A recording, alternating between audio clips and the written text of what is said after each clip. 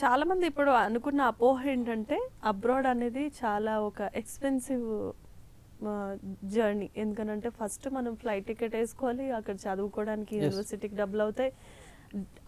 అక్కడికి వెళ్ళిపోయిన తర్వాత ఆ ఖర్చులు వేరైతే ఎస్ మళ్ళీ అక్కడ మనం సర్వైవల్ అవ్వడానికి కూడా చాలా వరకు మీరు ఇక్కడ నుండి పంపిస్తూ ఉండాలి. ఎస్ సో డాక్టర్ సతీష్ గారు చెప్పినటువంటి సజెషన్ బట్టి చూస్తే మీకు డబ్బులున్న వాళ్ళనే పంపిస్తారంటారా డాక్టర్ కాదండి సతీష్ గారు? కాదండి, ఆ అప్రోచ్ కంప్లీట్లీ రాంగ్ అండి. రాంగ్. అలా ఆ కాదు, ఒపీనియన్ కూడా రాంగ్ అండి, రాంగ్. ఓకే ఓకే, మీరేమనుకుంటున్నారు? సతీష్ గారు ఫస్టే చెప్తారండి 100% స్కాలర్షిప్స్ ఏ యూనివర్సిటీస్ ఇస్తుంది, లేదా కొన్ని యూనివర్సిటీస్ 50% స్కాలర్షిప్స్ ఇస్తాయి, దానికి మీరు రెడీ టు పే అని ముందే ఇన్స్ట్రక్షన్స్ ఇస్తారు.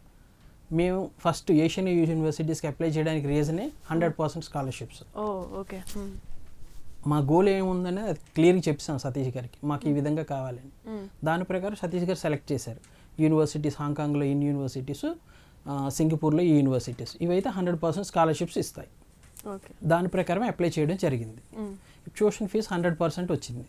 ఇప్పుడు ట్యూషన్ ఫీజు ఏదైతే యూనివర్సిటీ సెలెక్ట్ అయ్యాడో ఆ రెండు యూనివర్సిటీస్ 100% వచ్చాయి. ఓకే. ఓన్లీ లివింగ్ ఎక్స్పెన్సెస్ మనం బేర్ చేయవలసి ఉంటుంది ఓకే. యూనివర్సిటీ.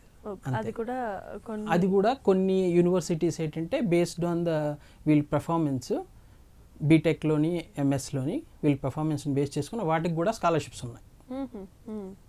సో అక్కడికి వెళ్ళిన తర్వాత ఈ యాక్టివిటీ స్టార్ట్ అవుతుంది. బాబు కొంచెం మెరిట్ బట్టి అక్కడ ఆ స్కాలర్షిప్స్ కూడా ఇస్తారు.